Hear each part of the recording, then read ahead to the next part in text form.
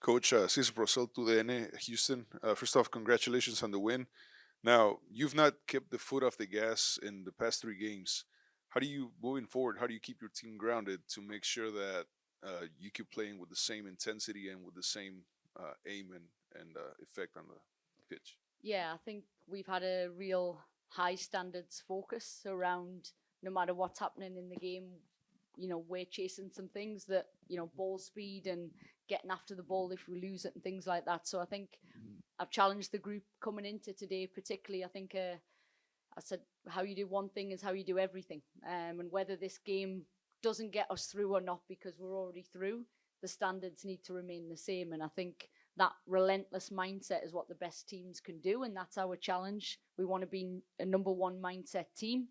And, I'm really proud of the group. I thought, we lost our way a little bit with all the changes in the second half. And, they really came out once the third goal happened. But overall, I'm really pleased to keep three clean sheets, score goals, and then the goals come from different places. Set plays today, we did some extra work on that to make sure as the games get tougher, they become more and more important.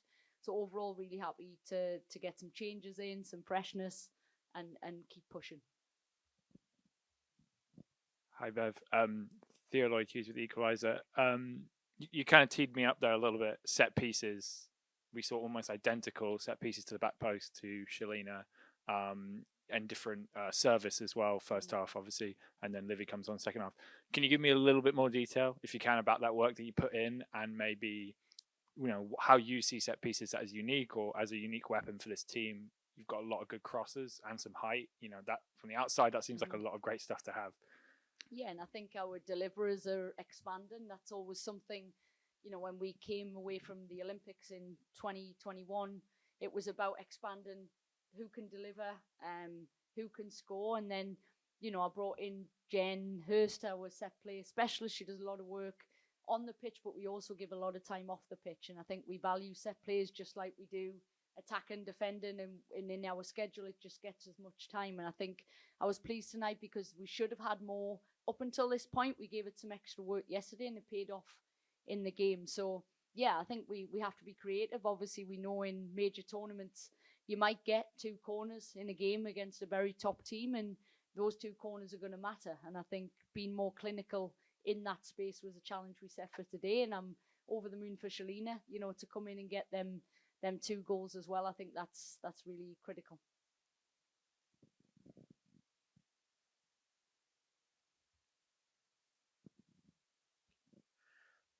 Victor Araiza, Deportes Nation coach. Maybe a lot of the attention, and rightly so, because of the difficulty of their group with the U.S. and Mexico. Do you think Canada, as a team, these few of your players think of themselves as a favorite, maybe even uh, the potential contender for to win this tournament? Absolutely. I think we have that level of pressure and standards on ourselves, and every day, whether it be, I've said this before, from like a passing pattern right the way through to a set play practice, really challenge the group now on everything we do matters. Every day leading into Paris matters. And, if we do that bit right, the results will take care of themselves. And I think we've really put a lot of emphasis on the process, on what we're trying to do. And that is yielding, what we're seeing on the pitch. So for us, absolutely, we have them standards. We want to be number one in this tournament. We're sitting there now, but we know that the challenges are going to get greater and greater. And we've got to get our standards higher and higher and higher. I think, throughout this group, we've juggled injuries and niggles, to be honest. We've got a lot of constraints around who can play and what, and that's the time of the season it is for us. But I'm really happy that every player who's gone in has stepped up and delivered, and that speaks volumes for the depth in the squad.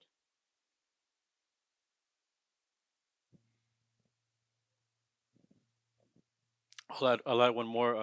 How do you evaluate your opponents that you faced in this group, and maybe their level of play? Obviously, your team is one of the bigger fish in this region, but just how do you evaluate the opponents? Yeah, I think they all brought something different. They all had a threat. I think that's something that we got challenged more and more as the group went on in terms of defending, which I think is really critical for us. But I think, yeah, the standard is getting better. The margins are getting tighter. and we can't just roll up and play. And I'd never expect this team to do that either. So, yeah, standards are tighter, defending. There's been different tactics to deal with what we do, which has been a great challenge for us, and we've had to adapt in game, which is always, nice as a coach to try things. But yeah, the margins are getting smaller and smaller. We are now moving on to those joining us virtually. Neil Davidson, please go ahead and ask your question. Thank you. Neil Davidson from the Canadian Press. Bev, congratulations on the win. You know better than us what Shelina went through off the field with her issues. I just wonder if that kind of added to your enjoyment in watching her score that brace tonight, given what she's gone through. Yeah, absolutely. I think you could see the whole team celebrated the goal, and I think that's what Shelina means to this team.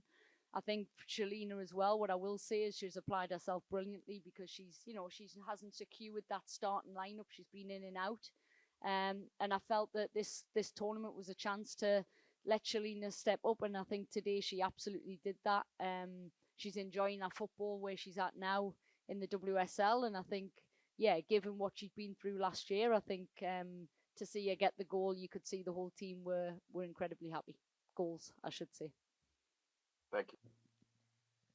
Up next, John Molinaro, please go ahead and ask your question. Thank you. Hi, Bev. John Molinaro from Sportsnet. I took notice of the fact that all three of the goals tonight were headers. Just wondering, how important do you think it is for Canada to win sort of win sort of the aerial battles and be dominant in the air in sort of in the modern game in international football? Yeah, and to be fair, John, it's something, even in this group stage, it's something we pushed and pushed every game, because I felt in some of the games with dealing with direct play, we'd been too sloppy in that space. And so every game we've really gone towards winning the first, winning the seconds. And then, like I say, we talked about from the last game that every run matters in the box. And I felt in the last game we got a lot of crosses, but not always getting on the end of them. So again, just constantly pushing the team to commit, to be relentless no matter what. And yeah, I think to see the goals come from that, it's goals coming in different ways from different people, set plays, different players, young players stepping up. I must say that I thought Simi was outstanding tonight. You've seen Liv come in. Yeah, all the players that have been put in are stepping up as well. We have come to the end of this press conference. Thank you for joining in, and thank you, Coach Priestman. Thank you.